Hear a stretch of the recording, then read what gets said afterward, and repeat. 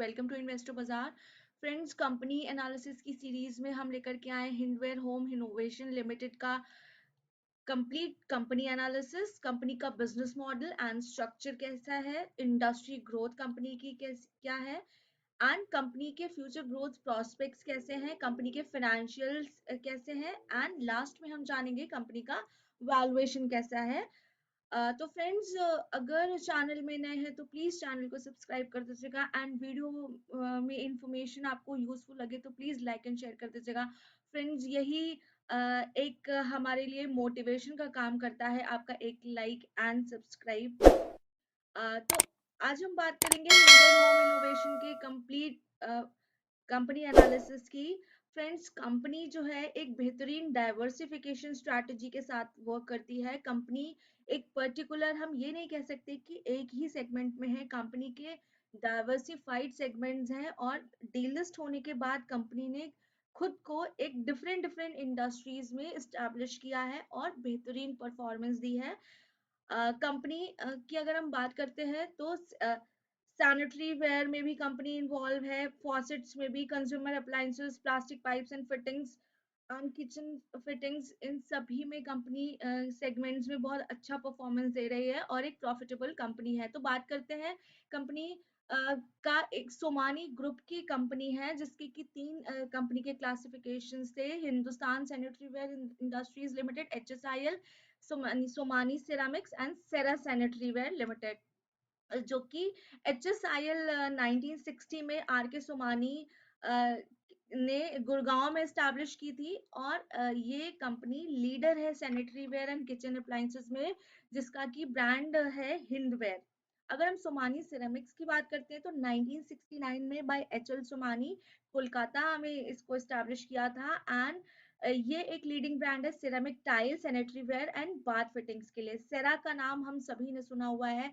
सेरा जो है 1979 में विक्रम सोमानी ने गुजरात में स्टैब्लिश की and Cera is the third largest sanitary ware company in India.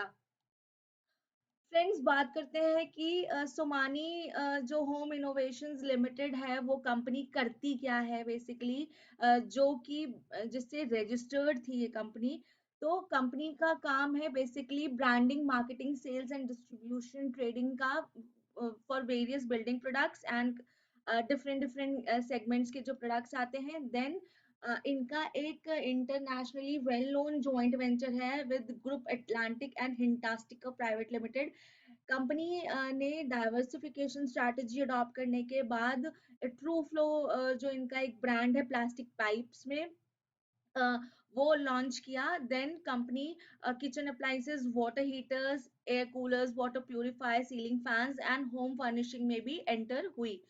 Then इसकी होली ओन सब्सिडियरी है ब्रिलोका लिमिटेड सैनिटरी वेयर के लिए। फॉर अगर हम कंपनी की हिस्ट्री की बात करते हैं तो 1960 से 69 तक के टाइम पीरियड में company renamed itself to Hindustan sanitary ware industries limited and China sanitary ware business को इंडिया में लेकर के आने का काम भी इसी सीरीज में हुआ। 1982-89 की सीरीज में कंपनी ने कृष्णा सिरामिक्स को एक्वायर किया एंड देन मैन्युफैक्चरिंग अपने बिजनेस को एक्सपैंड किया। 1990 टू 99 तक के टाइम पीरियड में एक्विजिशन ऑफ राशि सिरामिक्स हुआ एंड देन इनका हिंडवेयर जो ब्रांड है वो इंट्रोड्यूस किया गया। 2000 से 2009 की अगर हम बात करते हैं तो कंपनी ने काफी सारे माइलस्टोन्स फाइनेंशियल्स में अपने अचीव किए। Then they added new products like faucets, showers, etc., fittings, etc. in their segments. Then company का नाम जो था वो चेंज हुआ HSIL में एंड 2010 टू 19 इनका बिल्डिंग मटेरियल प्रोडक्ट के लिए ब्रिलोका ब्रांड रहा।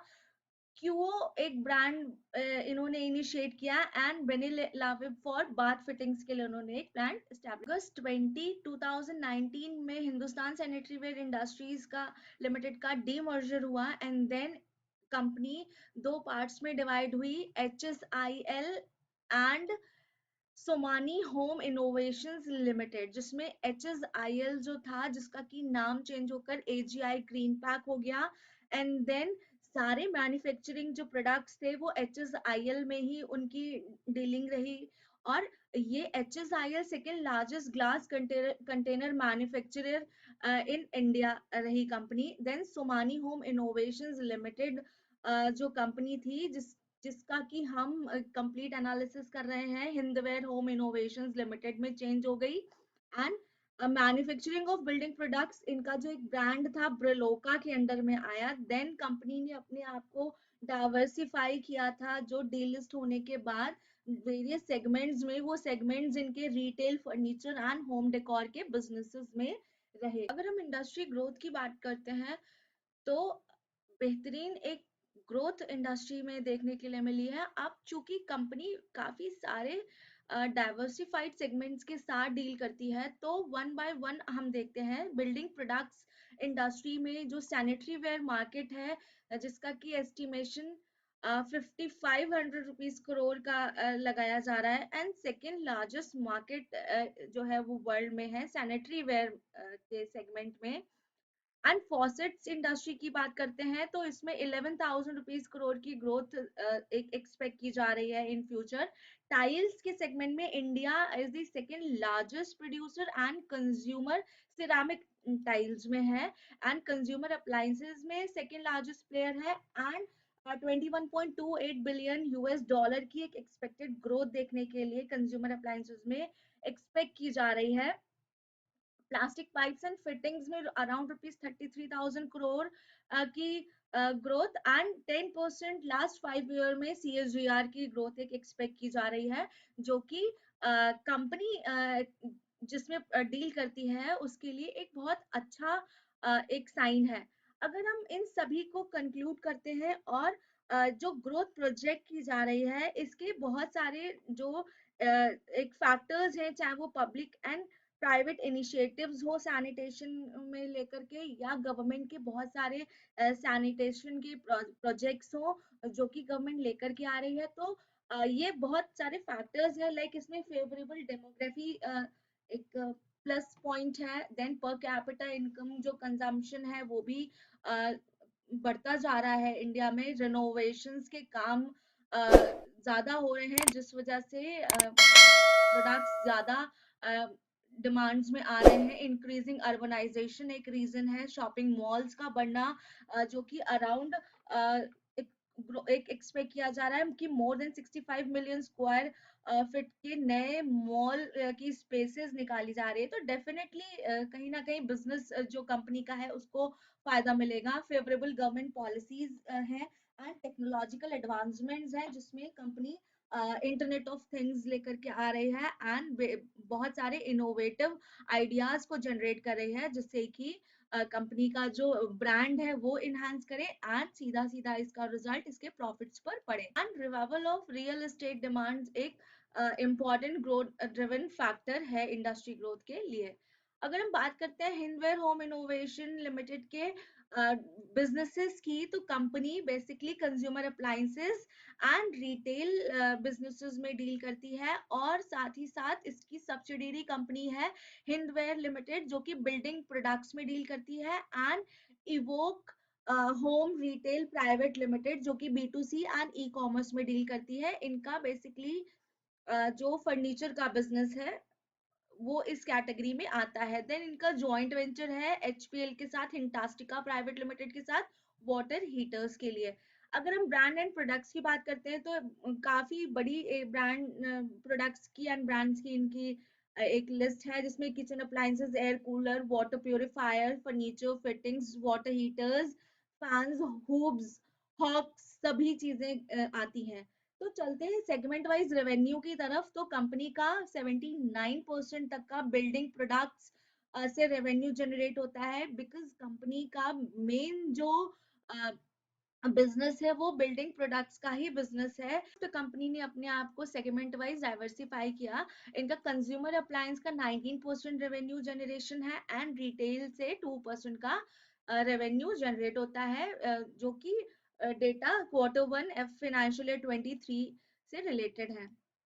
अब बात करते हैं कि कंज्यूमर अप्लायंसेस बिजनेस की, तो second largest player in the kitchen chimney इनका है, and fifth largest player in the air cooler segment, and sixth number इनका आता है वाटर हीटर सेगमेंट में। अभी इन्होंने काफी सारी रेंज इसमें निकाली हुई है, जिसमें से साथ ही साथ इनका एक इम्पॉर्टेंट जो है डिस्ट्रीब्यूशन सिस्टम भी है, जिसमें अराउंड 13,000 रिटेल आउटलेट्स हैं, 1400 प्लस से ज्यादा distributors, dealers and retail outlets हैं इनके, और एक बेहतरीन जो है किचन अप्लायंसेस की इनकी रेंज है। रिटेल बिजनेस की बात करते हैं तो 34 प्लस कंपनी के पास फ्रेंचाइजी स्टोर्स हैं, जिसमें से ये इनका ब्रांड इवोक जो है वो आता है, और साथ ही साथ ये ई कॉमर्स में भी डील करती है, प्लस 5,000 प्लस प्रोडक्ट्स वहां पर ऑफर करती है, और अच्छी रेंज के वहां पर प्रोडक्ट्स लेकर के आती है।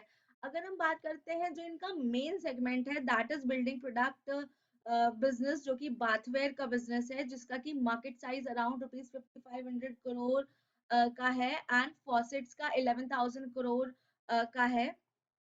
तो ये इनका मेन सेगमेंट है, और इसके ही सारे ब्रांड्स जो हैं वो अभी तक हम हमारे बिल्डिंग वगैरह में देखते हुए आए हैं। अगर हम बात करते हैं प्लास्टिक पाइप्स एंड फिटिंग्स की, तो ट्रू फ्लो ब्रांड से इनकी प्लास्टिक पाइप्स एंड फिटिंग्स आती हैं, and this is the fastest growing plastic pipe and fitting brand. Company ने सेगमेंट के अकॉर्डिंग पीवीसी सीपीवीसी पाइप्स में भी एंट्री ली है, जिसका की market size around 15,000 rupees crore का है। R&D एंड इनोवेशन की बात करते हैं तो कंपनी इंटरनेट ऑफ थिंग्स में ऑपरेशंस अपना किए हुई है, जिसमें कि इनके न्यू लॉन्चेस भी आए हुए हैं, जिसमें ceramic tiles along with GST और वाटर टैंक्स इन्होंने लॉन्च किए हैं। देन इन्होंने हिंदवेयर इटालियन नाम से अपना एक ब्रांड जो है वो रीनोवेट किया है। फिर इनका मैक्स साइलेंस करके एक टेक्नोलॉजी है, जिसने कि इसकी चिमनी सेल्स को भी इंक्रीज किया हुआ है। अब हम बात करते हैं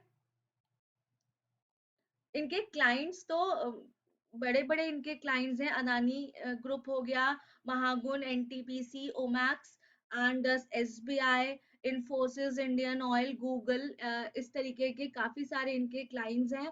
अब बोर्ड मेंबर्स की बात करते हैं तो मिस्टर संदीप सोमानी जो है इसके चेयरमैन एंड एमडी, जिनके पास 37 इयर्स का वर्क एक्स है सिरामिक एंड ग्लास इंडस्ट्रीज का, and mister Nand Gopal Khaitan, independent director, and Rakesh Kaul, whole time director and CEO. तो बेहतरीन एक मैनेजमेंट की टीम है, जो कि जिसका की इम्पैक्ट हम कंपनी के बिजनेस में हमें देखने के लिए। कंपनी के कुछ अदर फाइनेंशियल्स की बात कर लेते हैं तो एक स्मॉल कैप कंपनी है अराउंड 2866 करोड़ की, जिसका की करंट प्राइस 396 रुपीज है, stock P 26.3 and industry P 32.3 है। तो इंडस्ट्री के कंपैरिजन में कंपैरेटिवली कंपनी के स्टॉक्स एक रेंज में आते हैं। आरओसीई की बात करते हैं तो 22.3% एंड रिटर्न ऑन इक्विटी 27.8% है, आरओए 7.4% है।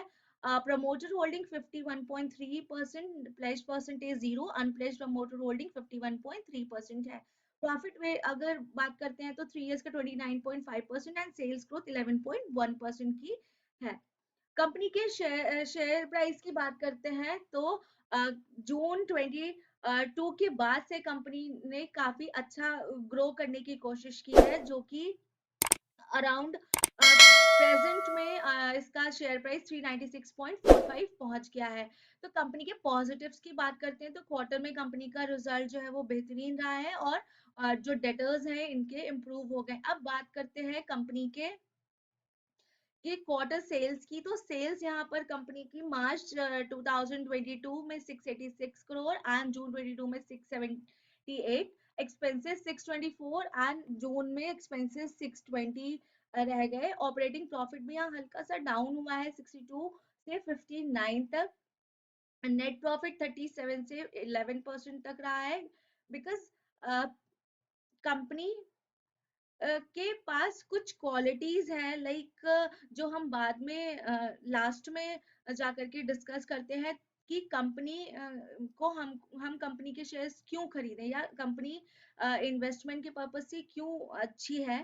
तो हम बात करते हैं अगर कंपनी के प्रॉफिट एंड लॉस की, तो प्रॉफिट एंड लॉस वाइज जो मार्च 21 में 1175 करोड़ सेल थी एंड मार्च 22 में इंक्रीज कर गई 2294, एंड एक्सपेंसेस जो है यहाँ पर इंक्रीज किए हुए हैं 1632 एंड मार्च में 2118। तो ईयर ऑन ईयर बेसिस पे कंपनी ने अच्छा परफॉर्मेंस दिया है। यहाँ पर इनके ऑपरेटिंग प्रॉफिट मार्जिन भी बढ़ गए हैं एंड नेट प्रॉफिट भी यहाँ पर इंक्रीज किया है 55 से 202 तक। बैलेंस शीट की बात करते हैं तो constant share capital and reserves यहाँ पर मार्च 21 में 315 एंड मार्च 22 में 512। बोरोइंग्स यहाँ पर कंपनी की काफी बढ़ गई है, 242 से 374 हो गई है, जिससे का सीधा सीधा असर यहाँ पर इनकी टोटल लाइबिलिटीज पर भी पड़ा हुआ है। असेट्स की बात करते हैं तो 157 से 743 इन्होंने असेट्स पर काफी इंक्रीज यहाँ पर दिखाया जा रहा है। शायद इसका इम्पैक्ट कहीं ना कहीं इसका बोरोइंग्स के साथ मिलता है। अगर हम बात करते हैं कंपनी के शेयर होल्डिंग पैटर्न की, तो प्रमोटर्स के पास 51.32% की एक लास्ट 3 ईयर से कांस्टेंट इनके पास जो है वो परसेंटेज रहा है। एफआईआई का 3.02 एंड डीआईआई का 6.34 रहा है एंड पब्लिक का इंटरवेंशन 39.32 रहा है। Friends, financially company quarter and में स्लाइटली डाउन गई है, बट इनका overall year on year basis पे जो फाइनेंशियल रिजल्ट्स आए हैं वो बेहतरीन रिजल्ट्स आए हैं। तो हम लास्ट में बात करते हैं कंपनी के वैल्यूएशन की। तो वैल्यूएशन वाइज यहाँ पर कंपनी स्लाइटली हमारी रेंज में आती है अपने इंडस्ट्री से, स्लाइटली सस्ती कम, थोड़ा इसके स्टॉक्स जो है वो सस्ते हैं। तो इन्वेस्टमेंट पर्पज से कहीं ना कहीं एक प्रॉफिटेबल इन्वेस्टमेंट रहेगा। और अगर हम बात करते हैं कि इम्पोर्टेंट जो पैरामीटर्स हैं कंपनी में वो क्या है, तो लाइक कंपनी का फाइनेंशियल्स अच्छा है, कंपनी का मैनेजमेंट बहुत स्ट्रांग है एंड जो सबसे बड़ी चीज है वो है कंपनी की डाइवर्सिफिकेशन स्ट्रैटेजी। एंड इस स्ट्रैटेजी में भी कंपनी सेगमेंट वाइज भी काफी अच्छा ग्रो कर रही है, ये एक बहुत अच्छी बात है। तो अगर आप कंपनी में इन्वेस्टमेंट का सोच रहे हैं तो अपने फाइनेंशियल एडवाइजर की हेल्प से डिसीजन ले सकते हैं। डेफिनेटली फ्यूचर में आने वाले सालों में कंपनी एक अच्छा रिजल्ट देने वाली, प्रॉफिटेबल रिजल्ट देने वाली कंपनी रहेगी। तो फ्रेंड्स, अगर इन्फॉर्मेशन यूजफुल लगी हो तो और वीडियो पसंद आया हो तो लाइक एंड शेयर कर दीजिएगा एंड प्लीज चैनल को सब्सक्राइब कर दीजिए। Thank you.